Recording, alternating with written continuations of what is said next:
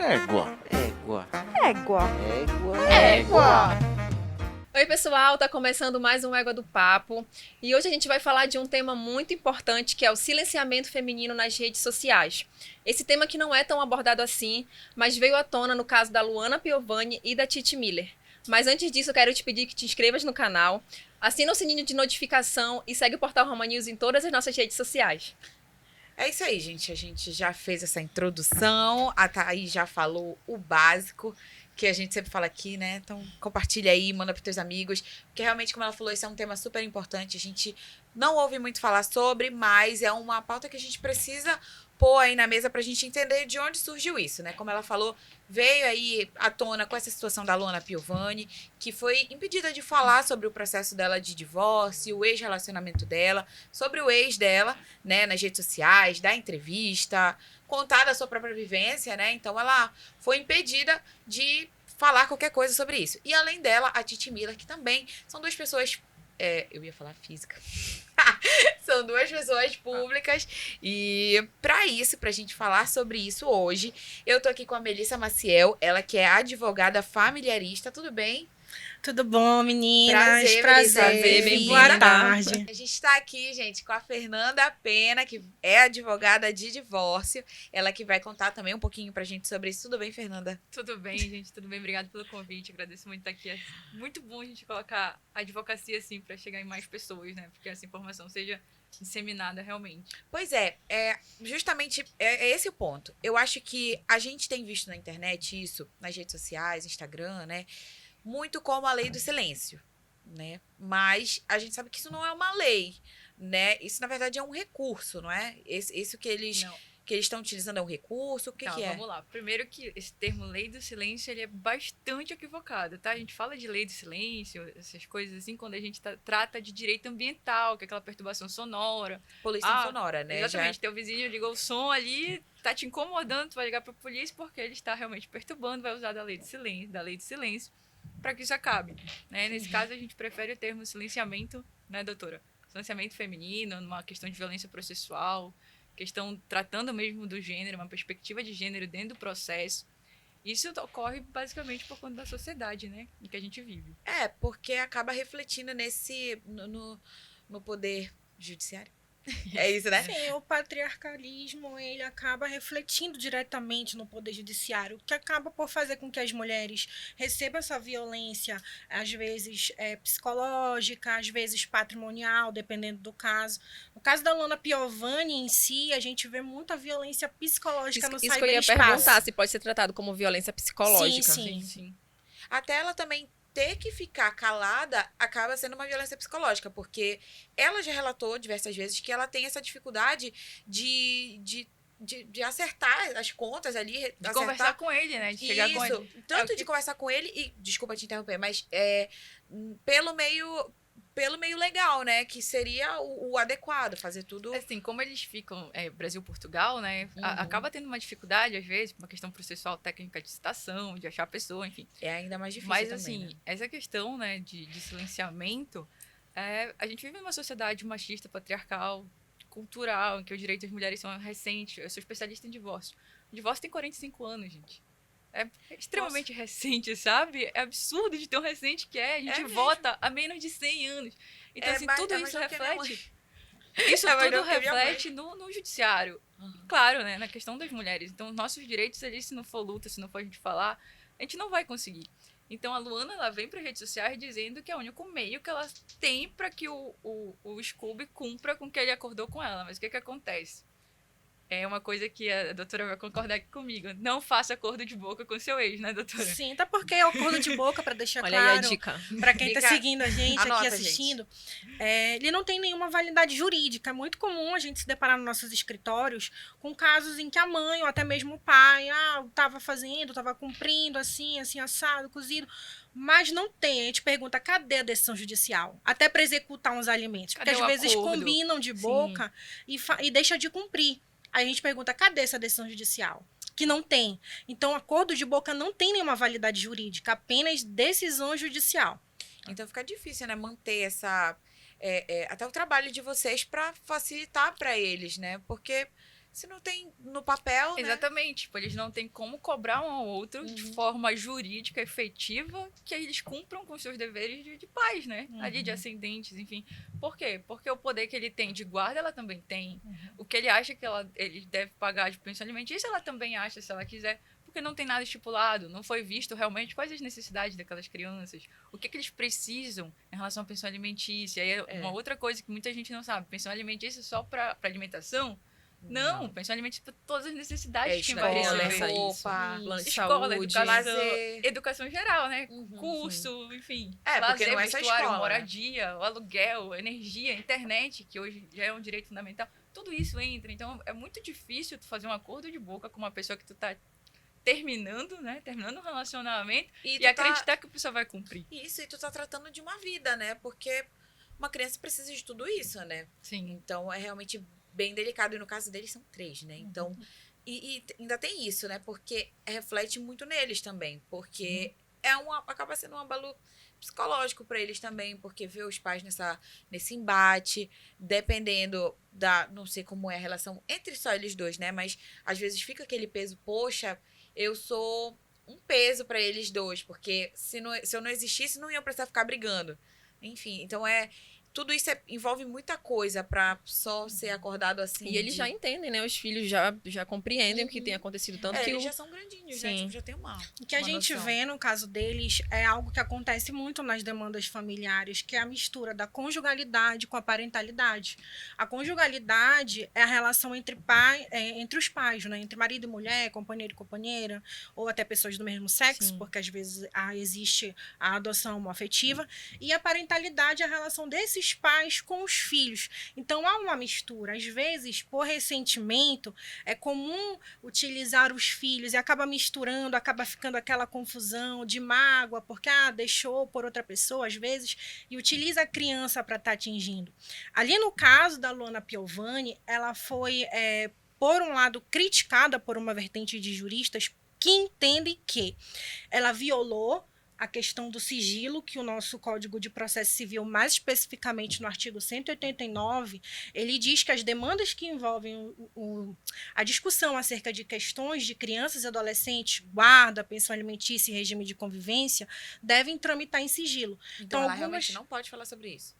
Ela não O pode. adequado era esse. O adequado seria esse, que ela não falasse sobre isso, porque são demandas que correm em segredo de justiça, por haver interesse de incapaz.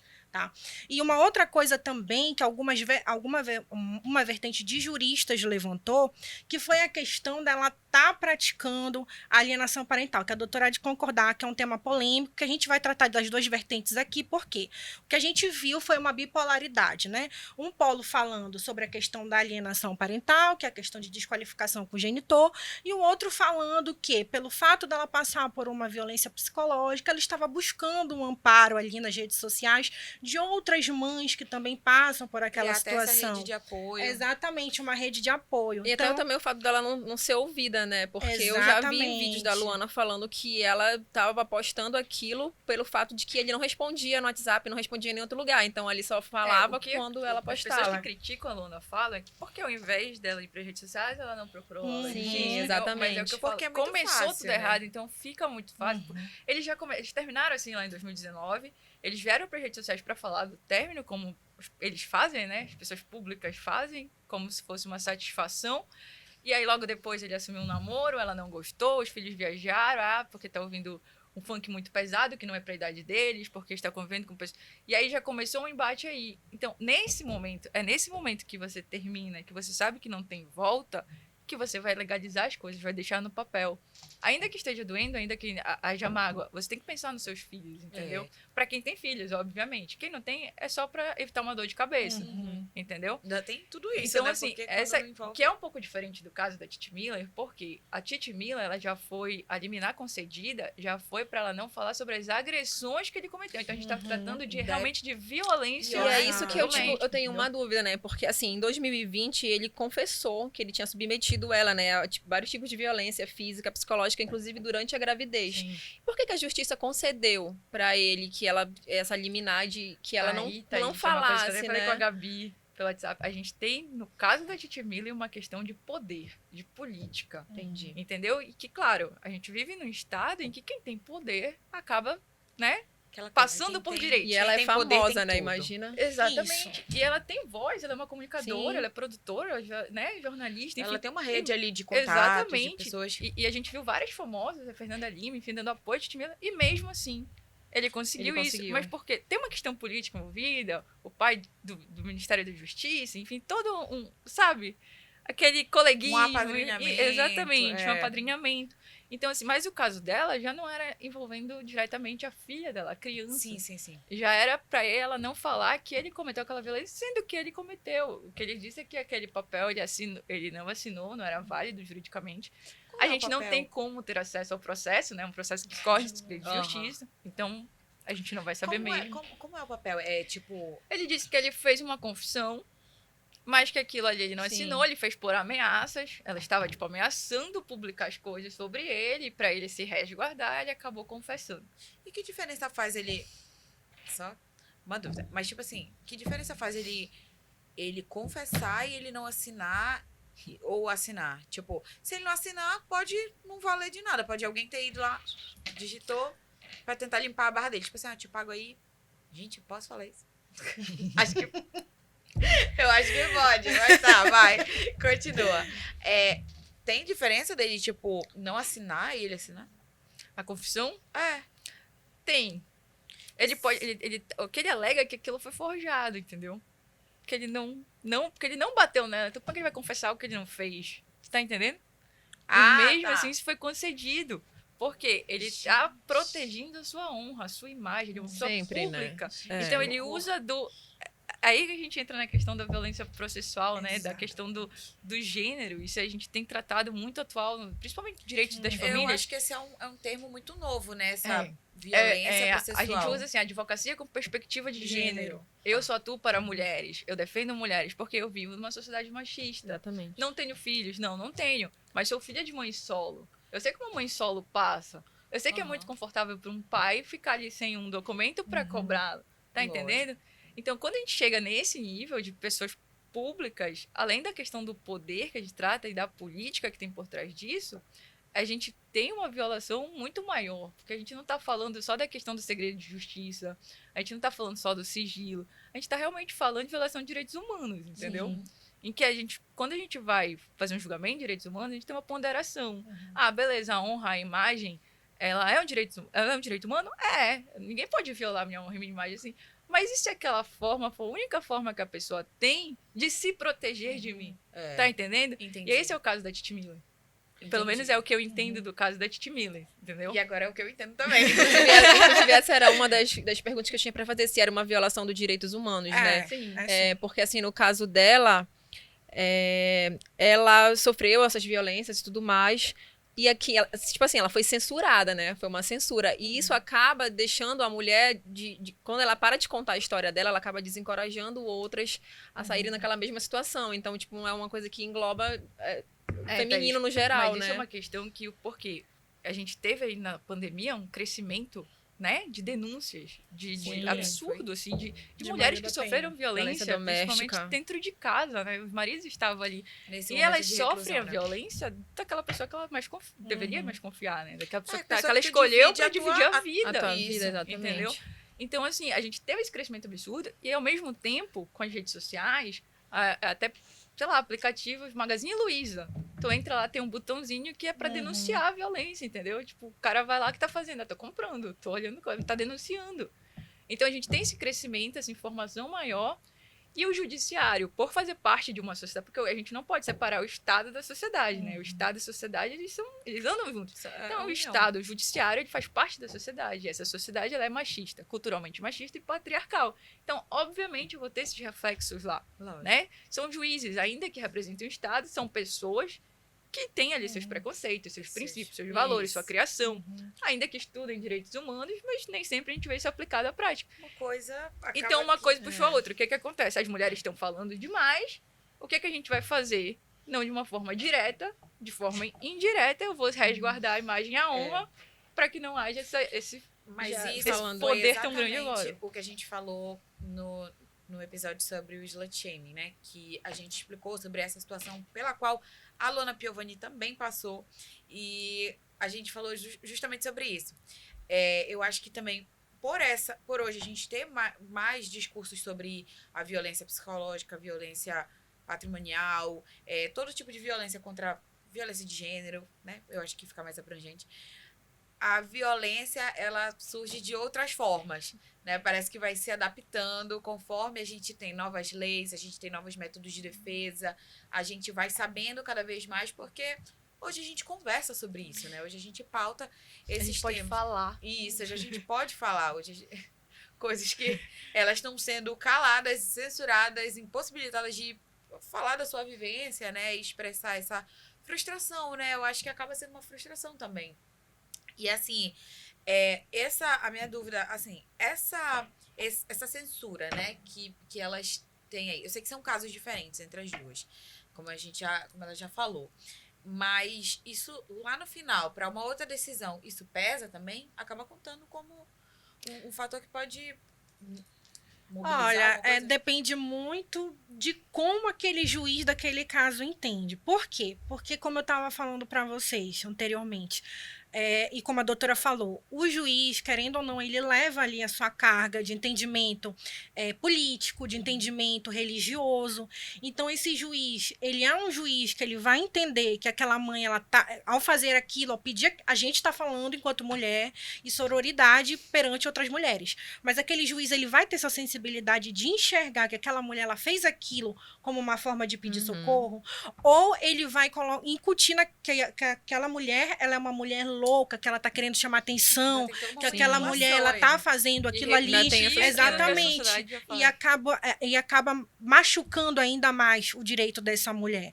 Porque a gente tá falando de casos aqui, mas eu tava me recordando de um caso também que foi muito polêmico quando surgiu, dois, na verdade, que é o caso da Milady Mihaly, que ela foi dar entrevista ali para Antônia Fontinelli, falando sobre as violações que ela estava sofrendo no processo, na casa dela, enfim.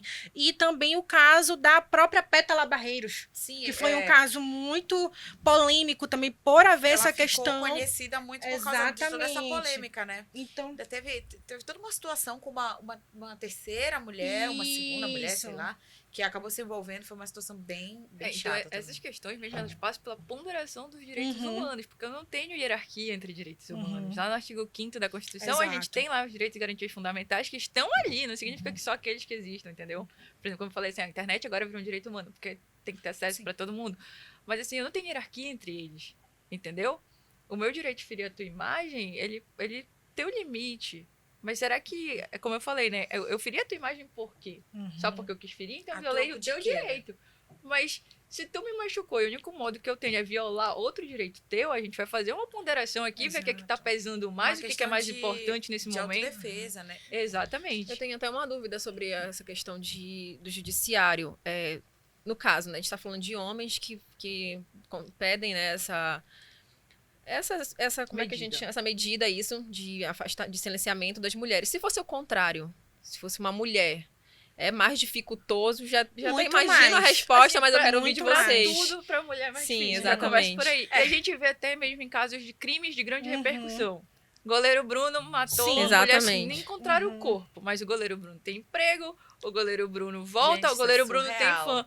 A Lizzie Matsunaga voltou. Ela não pode ser Uber. Exatamente. Ele já saiu da cadeia casado, com filhos. Vocês já pensaram? Eu sou muito Não, mas pra mim, fã fã foi o auge, o pessoal querendo receber ele pra tirar foto, gente. Tatuagem. Sendo que, Nossa. pessoal, a gente conversando sobre a questão de violência, e eu acho até muito interessante abordar aqui o caso Matsunaga. A Elise, no depoimento dela perante o tribunal do júri, ela falou que aquilo foi uma resposta a uma violência patrimonial e psicológica que ele estava fazendo com ela, tá? Que fique claro aqui pro pessoal que eu não estou defendendo, mas esclarecendo uma coisa com a outra, as nuances do caso. Inclusive, é um livro muito bom, que eu até indico pro pessoal também que gosta dessa leitura entre o direito de família e o direito criminal, é o livro do Ulysses Campbell, onde ele trata toda a questão familiar, ela perdeu o poder familiar sobre a filha, família, porque ela cometeu esse crime. O nosso Código Civil, ele deixa explícito que quando um dos genitores comete um crime hediondo, que é o caso do homicídio, em desfavor do outro, há essa perda do poder familiar, mas é esse linchamento em cima dela, porque ela é mulher, diferente do goleiro Bruno, como a doutora falou. Ele tem direito a ter contato com o filho, se ele quiser, não é Eles isso? fizeram uma vaquinha Sim. pra ele pagar a pensão que ele devia, ele fugiu com dinheiro. Exato. Gente, que É foda. cada vez mais É. absurdo, Gente, eu sabe? sou fã de futebol, mas tudo tem limite, ok? E essa questão da ponderação do interesse aqui dos direitos fundamentais, que embora não haja essa hierarquia, há uma ponderação. Então, de um lado, esses homens eles invocam o direito à intimidade, porque muitos deles são famosos e ali trabalham com patrocínios, e essas questões Nossa, vindo à imagem, tona, né? eles acabam perdendo esses patrocínios. Mas, de um outro lado, está ali o direito à subsistência daquele menor. E o nosso ordenamento jurídico, até a questão dos direitos humanos, o menor, a criança e o adolescente, ele é considerado a parte mais vulnerável, inclusive até mais do que o idoso. Então, assim como a doutora falou, a doutora Fernanda estava falando, é viável ali resguardar o direito do homem à intimidade ou o direito daquela criança a ter a subsistência. Entendeu? Então, isso é uma Então, coisa essa é a uma se ponderação pensar. em que eu tenho uma esperançazinha Uhum. ali que talvez o IBDFAN leve Uhum. isso, quem sabe, ao STF, o O que Instituto que é? Brasileiro de Direito de Família, Isso. IBDFAN. E Bedefã. E aí, o IBDFAN, ele vem trazendo muitas Uhum. mudanças no judiciário, a questão do Uhum. casamento homoafetivo, as Sim. uniões homoafetivas, foi levado pelo IBDFAN, entendeu? Uhum. Então, assim, a gente talvez chegue lá no STF para discutir essa constitucionalidade dessa ponderação de Uhum. direitos humanos. Porque eu não estou falando de princípios, eu não estou falando de direito ali escrito, né? Uhum. Não está ali na lei, no papel. Mas existe, são direitos humanos. Direito à imagem. Mas será que se realmente se sobrepõe ao direito de subsistência, à vida? Porque foi a única maneira que aquela mulher achou de resguardar o direito dos seus filhos e resguardar a sua própria subsistência, né? Era uma proteger, né? De se agressão, defender. enfim. Exatamente. Esse é realmente um assunto que é bastante delicado porque mexe com menores, com crianças, mexe com... São vidas, né? Não é só como fosse um casal ali. Não é só um término. Isso, não é só como acabou e pronto. A gente tá falando de vidas, no caso delas, são crianças ali muito pequenas que ainda estão passando por um processo de formação, enfim, da vida. E a família é sempre o nosso primeiro contato social, nossas primeiras experiências são todas vividas dentro de casa. E eu queria muito agradecer vocês por terem vindo explicar um pouquinho pra gente sobre como a gente deve classificar isso, por que isso tem acontecido, de que maneira isso acontece, porque às vezes isso, lógico, eles são pessoas públicas, né, e vai acontecer dessa maneira porque ela tem um público muito grande e ele, como ela falou, vive de patrocínios, como o próprio filhinho deles falou, né, veio Sim, a sim. público falar, assim, é uma situação bem triste, né, porque são muito pequenos para estar passando por todo esse desgaste e se expondo, assim, para tantas pessoas. Eles entendem o conflito, mas não entendem a dimensão Isso, daquilo, né? a gravidade, Então, né, exatamente. É muito vulnerável. Então, a gente como mulher, eu acho que a gente precisa também sempre ficar atento a isso para que a gente não se deixe levar muito pela emoção, esse negócio do boca a boca, não, a gente Não faça Não coisa seja de boca, não injusto construa no julgando, terreno né? da Não sogra. seja injusto. isso é importante. E até pra gente Entendeu? não ser injusta, né? Julgando outras mulheres Sim. o motivo de por que ela Isso. fez tal coisa. Enfim. Para que a gente possa criar É. essa rede de apoio também, porque às vezes elas só querem ser ouvidas, né? Às vezes esse julgamento pode vir de dentro de casa, da família. E aí, pô, vou falar Mas aqui eu com E vou a falar que a internet, minha né? opinião, A que eu posso internet. concluir, analisando ali, estando em contato todos os dias na internet, porque eu utilizo muito o Instagram até para me atualizar também, e eu vejo que é até uma forma um pouco arriscada, porque é cruel. A internet, ela é cruel. Isso. Ela provê um linchamento ali Exatamente. muito ela se grande. arrisca, né? Então, assim, tanto tem gente que apoia a Luana, como tem gente que discorda. E já mete a questão da outra mulher, que ela não tá superando o fato dele estar com uma nova pessoa, que não Já é vem com isso, aquela gente. rivalidade E aumenta feminina. Exatamente. Querendo colocar cultural, outras questões. essa violência psicológica Exatamente. que esse término Uhum. propõe pra ela, acho que pra um nível acima, né? Porque acaba que não é só entre eles dois. Tem toda uma galera atrás dele, assim. Sim, Uma galera sim, pra... e dos dois lados, né? Isso. Mas é muita questão cultural mesmo. São É. mulheres que reproduzem comportamentos machistas e que realmente a Lona teria que aceitar. Pô, ele já paga. Mesmo que não pague, tá, ele dá alguma coisa. Não é assim que É, funciona. ele é É presente, ele leva pra incentivada a passear. aceitar o mínimo, Exatamente. né? A gente, essa que é a verdade. Exatamente. Gente, mais uma vez, muito obrigada, Melissa. Muito obrigada, Fernanda. Eu que agradeço, meninas. É um prazer receber Agradeço vocês. também. Eu espero que a gente possa se encontrar mais vezes aqui. E vocês daí, a gente se encontrar na próxima sexta com outro papo super legal, super interessante. Se tu tens alguma sugestão de tema, de convidado, tem alguém que tu quer ver aqui, tem algum tema que tu achas que a gente deve debater, que a gente deve trazer aqui para explicar, para que a gente possa estar levando informação também, deixa aqui nos comentários, deixa o teu like, te inscreve aqui no canal, assina o sininho. Não é assim, né? Ativa o sininho de notificação. Segue a gente no Instagram, @RomaNewsOficial. E lá no nosso portal, todas as notícias, tudo que tá rolando em Belém, no Brasil e no mundo. Você confere lá, tá bom? Um beijo, gente, e até a Tchau, próxima. gente. Até a próxima. Égua. Égua. Égua. Égua. Égua.